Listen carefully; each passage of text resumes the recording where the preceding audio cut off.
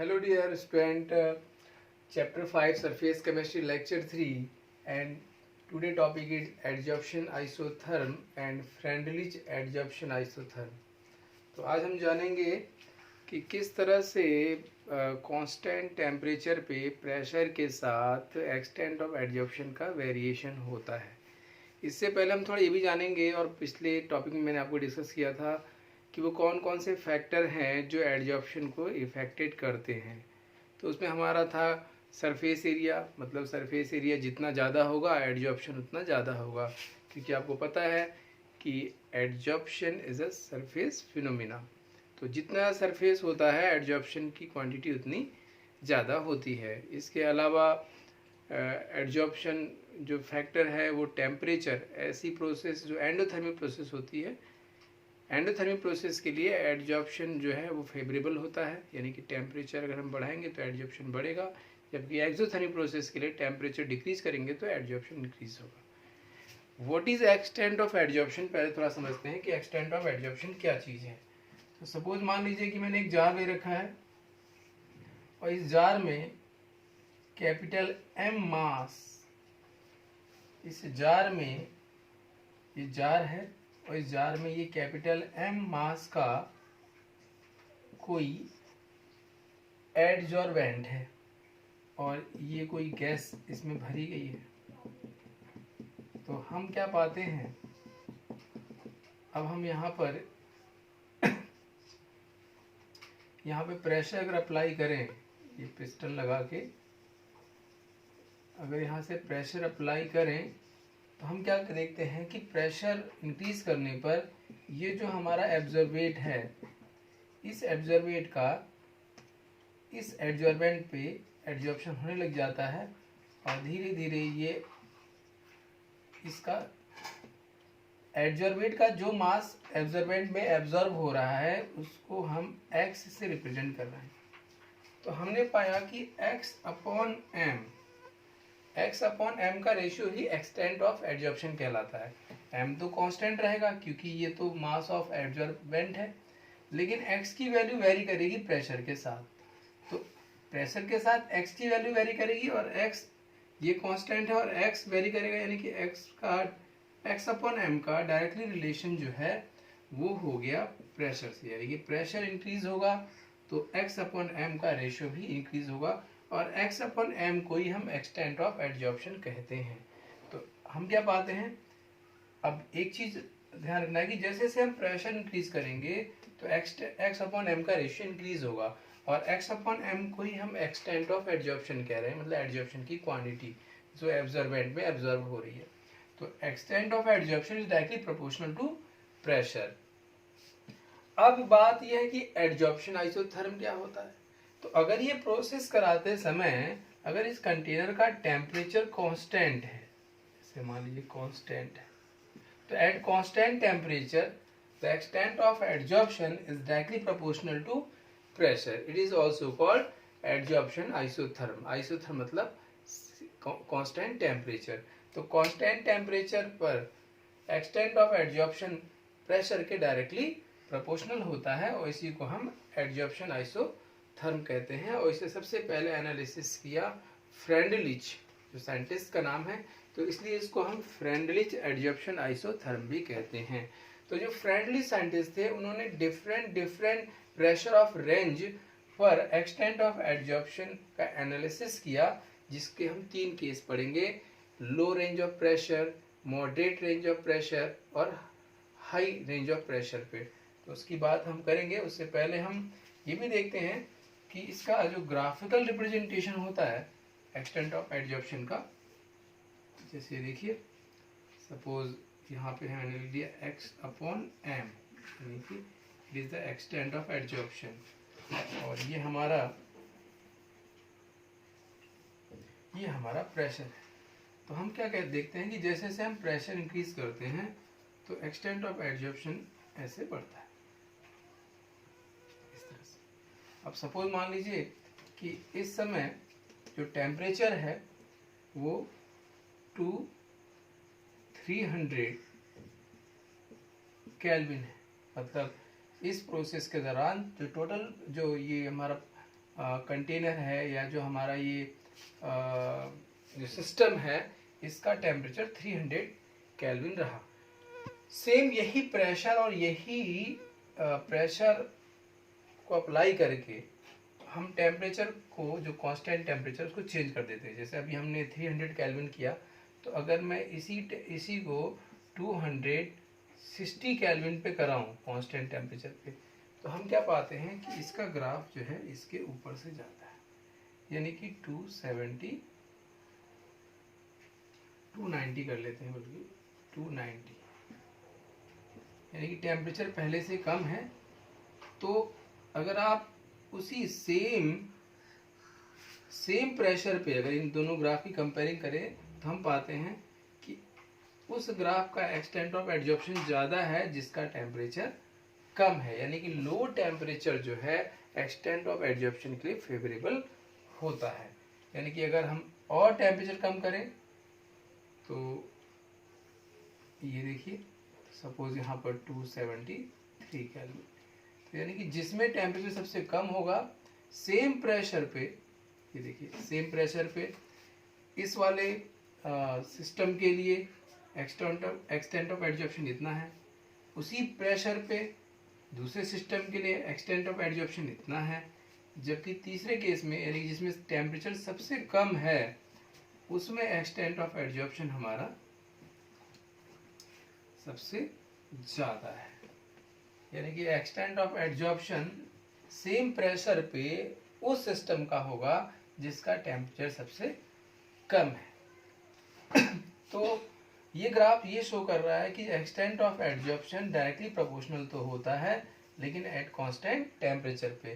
तो the variation of extent of adsorption with pressure at constant temperature is known as adsorption isotherm. और इसको आगे अगर हम थोड़ा और क्लियर करें, तो हम क्या पाते हैं कि ये प्रेशर है और ये एक्सटेंट ऑफ एडजॉर्प्शन है। तो हम क्या पाते हैं कि स्टार्टिंग में x upon m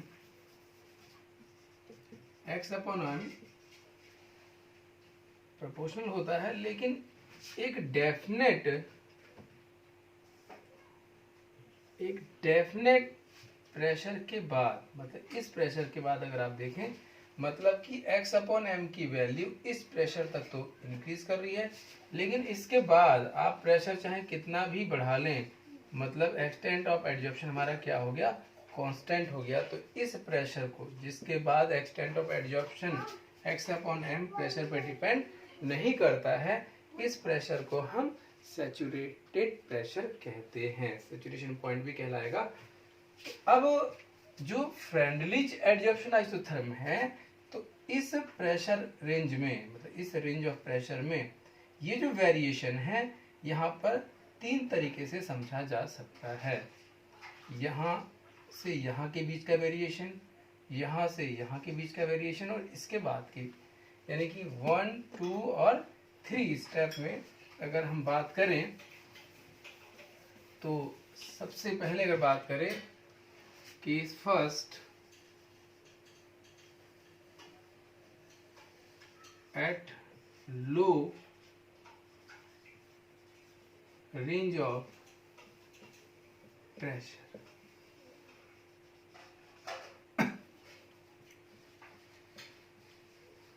low range of pressure की बात करें, तो हम क्या पाते हैं कि x upon m directly proportional होता है प्रेशर। तो ध्यान से देखिएगा, x upon m directly proportional होता है प्रेशर के, यानी कि x upon m equal to, proportional का साइन हटाएं तो यहाँ पे कांस्टेंट k आएगा, और इसका अगर ग्राफिकल रिप्रेजेंटेशन करें तो आपको ध्यान आए कि ये एक y equals to mx plus c से कंपेयरिंग करें, तो ये हमें एक लीनियर, एक स्ट्रेट लाइन का ग्राफ नज़र आता है। यानी कि हमने यहाँ से लेके यहाँ तक के प्रेशर को at low range of pressure पे जो ये ग्राफ होगा x अपॉन m, है ना, एक स्ट्रेट लाइन होगा, और मान लिया कि यहाँ से यहाँ तक का प्रेशर, जिसको हम लो रेंज ऑफ प्रेशर कह रहे हैं, इसमें हमारा ग्राफ जो है ये इस तरह से रहेगा।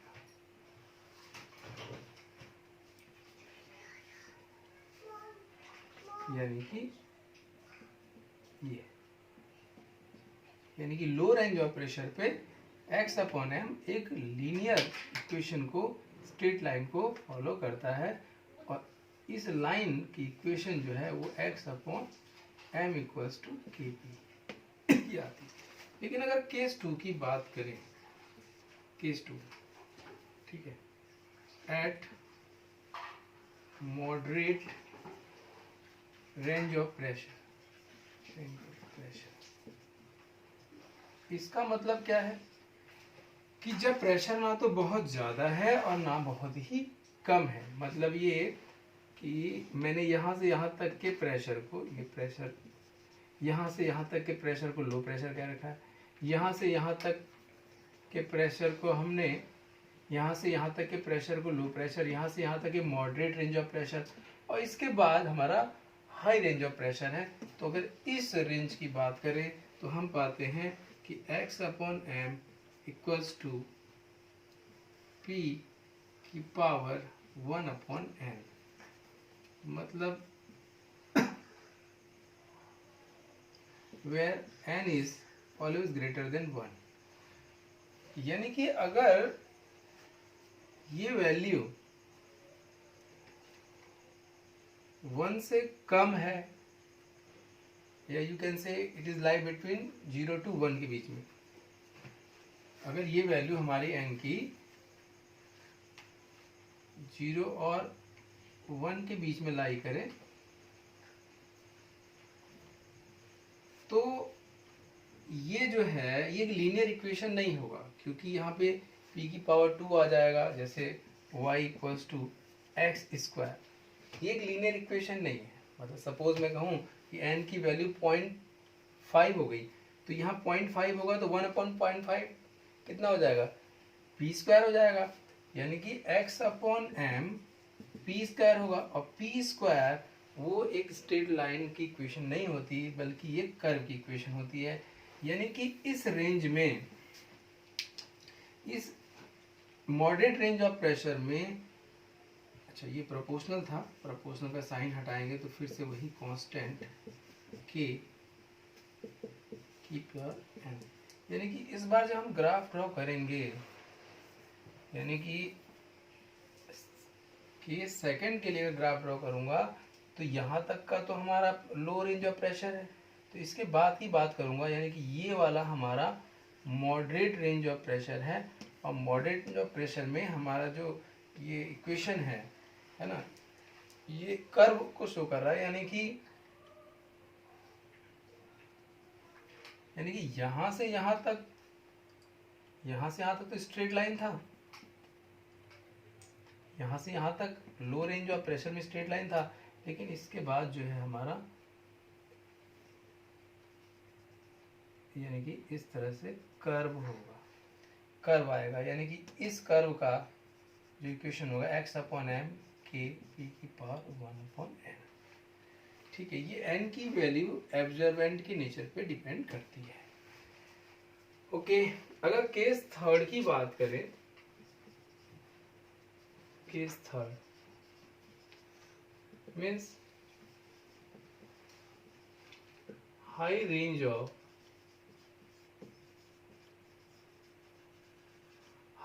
ऑफ प्रेशर में बात करें, तो हाई रेंज ऑफ प्रेशर मतलब आप समझ गए कि यहाँ से यहाँ तक लो रेंज ऑफ प्रेशर, यहाँ से मॉडरेट, यानी कि इसकी बात करें तो हम क्या पाते हैं कि x अपॉन एम जो है वो प्रेशर पे डिपेंड ही नहीं करता, और डिपेंड नहीं करता इसलिए इसकी पावर 0 आ गई। अभी मैंने आपको बताया था कि हाई प्रेशर पे एक्सटेंट ऑफ एब्जॉर्प्शन कांस्टेंट हो जाता है, और ये इस वजह से होता है क्योंकि सभी जो एब्जॉर्बेंट के जो सरफेस है वो पूरा का पूरा एब्जॉर्बेट से ऑक्यूपाइड जाता है।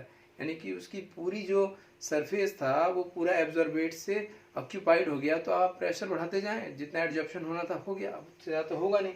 यानी कि हाई रेंज ऑफ प्रेशर पे एक्सटेंट ऑफ एब्जॉर्प्शन प्रेशर पे डिपेंड नहीं करता।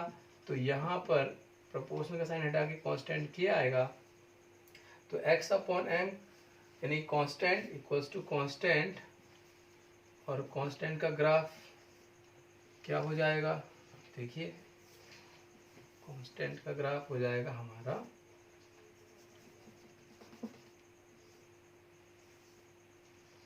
यानी कि यहाँ से यहाँ तक का लो रेंज ऑफ प्रेशर, यहाँ से यहाँ तक का मॉडरेट ऑर्डर। अब इसके बाद की बात करें तो ये हमारा स्ट्रेट लाइन हो जाता है, क्योंकि इसमें कोई वेरिएबल नहीं है, तो x upon M equals to K equals to constant. यानी कि तीन अलग अलग केस के लिए, तीन अलग अलग डिफरेंट केस के लिए फ्रेंडली एडजॉर्प्शन आइसोथर्म के ये तीन ग्राफ होते हैं। अगर तीनों को हम एक साथ कंबाइन करें, इन तीनों का कॉम्बिनेशन, अगर कॉम्बिनेशन की बात करें तो मैं यहाँ पर एक छोटा सा डायग्राम आपको तीनों को कंबाइन करके दिखाता हूँ। केस वन के लिए, केस वन के लो रेंज ऑफ प्रेशर में यहाँ से यहाँ तक का लो रेंज ऑफ प्रेशर है, तो यहाँ तक स्ट्रेट लाइन रहेगा, यहाँ तक स्ट्रेट लाइन रहेगा। केस टू में मॉडरेट रेंज ऑफ प्रेशर में अगर बात करें तो यहाँ से कर्व रहेगा, यानी कि यहाँ से ये हल्का सा कर्व रहेगा, यानी कि ये। और अगर इसके बाद हाई रेंज ऑफ प्रेशर में बात करें तो इसके बाद ये स्ट्रेट लाइन हो जाएगा। तो ये जो ग्राफ है, ये तीनों ग्राफ का क्या है, कॉम्बिनेशन है। अगर आप ध्यान देखें तो x upon M extent of adsorption pressure के साथ अगर वेरी करें तो लो रेंज ऑफ प्रेशर में स्ट्रेट लाइन है, जबकि मॉडरेट रेंज ऑफ प्रेशर में कर्व है, जबकि हाई प्रेशर में स्ट्रेट लाइन है। तो ये तीनों ग्राफ का कॉम्बिनेशन है। डियर स्टूडेंट, अगर बात करें केस टू की, तो केस टू में कई बार ये n को डिटरमाइन करने में दिक्कत आती है। तो अगर हम इसको और एक्सपेंस करें तो एक्सपेंशन में हम क्या पाते हैं कि how can we determine the value of small n, that is depend upon the nature of absorbent. तो अगर इसकी बात करें तो हम इसका लॉग लेके इसको मॉडिफाइड कर सकते हैं। यानी कि केस टू की बात करें तो अकॉर्डिंग टू फ्रेंडलिच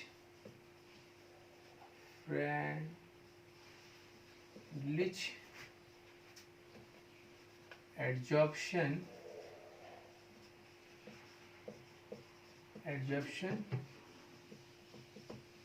आइसोथर्म, ठीक है, at moderate range of pressure में x upon M equals to K P की पावर 1 अपॉन एन। अगर इस n की वैल्यू या इस कांस्टेंट k की वैल्यू डिटरमाइन करनी है तो taking log in both side, taking log natural in both side. एक बात का ध्यान रखना है कि हमारे इसकी हेडिंग हो सकती है calculation of proportionality constant k and small n, मतलब स्मॉल n और हम k को डिटरमाइन करने जा रहे हैं। तो taking log in both side, अगर दोनों साइड में हम अगर तो log x upon M equals to log natural k p की पावर 1 अपॉन n। अब आपको पता है कि लॉग की प्रॉपर्टीज लगाएं, log x upon M equals to, हम वैसे यहाँ पर चलिए कोई बात नहीं, log a into B, log a plus log b, log a into B की प्रॉपर्टीज लगाएं तो लॉग a इंटू बी को हम क्या लिख सकते हैं, log a plus log b। तो log natural k plus log natural p की पावर 1 अपॉन n। यहाँ पे लॉग की एक और प्रॉपर्टी लगाएंगे, लॉग x की पावर n, तो n जो है हमारा इसके प्रीफिक्स में आ जाता है।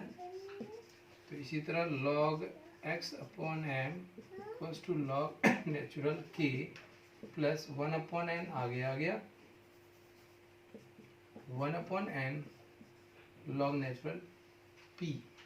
इसको बाद में लिखूं तो log natural 1 upon m x upon m equals to 1 upon n log natural p plus log natural k। अब लॉग नेचुरल को अगर हम लॉग बेस 10 में कन्वर्ट करना चाहते हैं तो आपको पता है कि log natural equal to 2.303 log base 10 हो जाता है। यानी कि हम इसको लिख सकते हैं 2.303 log x upon m equals to 2.303 upon n log p plus 2.303 log k। अब सभी में log नेचुरल आ रहा है, इसलिए हम 2.303 सब में कॉमन है तो डिवाइड हो जाएगा, यानी कि इससे हमारा जाएगा log x upon m equals to 1 upon m log p plus log k। ये हमारी एक स्टैंडर्ड इक्वेशन हो गई। अगर हम इसकी कंपेयरिंग करें, इसकी कंपेयरिंग किससे करें स्टूडेंट, ध्यान दीजिएगा, log x upon m equals to 1 upon m log p plus log, ये स्टैंडर्ड फॉर्म में है, y equals to mx plus c। तो आपको अच्छे से पता है कि अगर हम कंपेयरिंग करें तो कंपेयरिंग में हम पाते हैं, क्या पाते हैं कि जो स्लोप है वो हमारा पॉजिटिव है, यानी कि m equals to 1 upon m, ये हमारा पॉजिटिव है और पॉजिटिव का मतलब एक्यूट एंगल है। जबकि इंटरसेप्ट हमारा क्या है log k, ये भी पॉजिटिव है। यानी कि अगर हमने y से कंपेयरिंग की तो y हमारा जो होता है ये वाला एक्सिस होता है, और x हमारा क्या होता है, ये हमारा इसका कोफिशिएंट ये है, तो log p हमारा x एक्सिस होता है। यानी कि हम यहाँ पर log p दिखा सकते हैं, और यहाँ पे ये y है तो ये हमारा log x अपॉन m होगा, इधर जाएगा, log p इधर जाएगा, और स्लोप पॉजिटिव है यानी कि एक्यूट एंगल मतलब ये, और इंटरसेप्ट हमारा कितना है, ये है, यानी कि ये हमारा इस तरह से जाएगा, क्योंकि हमारा स्लोप जो है, स्लोप हमारा पॉजिटिव है, तो ये देखिए एक्यूट एंगल आ गया 90 से कम, और इंटरसेप्ट क्या है हमारा पॉजिटिव है, तो इंटरसेप्ट हमारा पॉजिटिव ही आ रहा है, यानी कि यहाँ से यहाँ हमारा log k हो गया, और ये आपको पता है थीटा है, तो ये हमारा स्लोप हो गया, जिसको हम क्या कह रहे हैं m equals to tan theta equals to 1 upon m। तो इस तरह से एंगल पता होने पे हमें m पता चल जाएगा, और m पता चलने पे हमें n की वैल्यू निकल जाएगी, और ऐसे ही ये लेंथ पता होने पे, यानी कि इस log k को हम इस लेंथ के बराबर रख के हम एंटी लॉग लेके k की वैल्यू निकाल सकते हैं। तो ये था हमारा एडजॉर्प्शन आइसोथर्म और फ्रेंडली एडजॉर्प्शन आइसोथर्म। तो thank you so much dear student, next topic lecture 4 में मिलेंगे, तब तक के लिए bye, thank you so much, stay home, safe रहिए।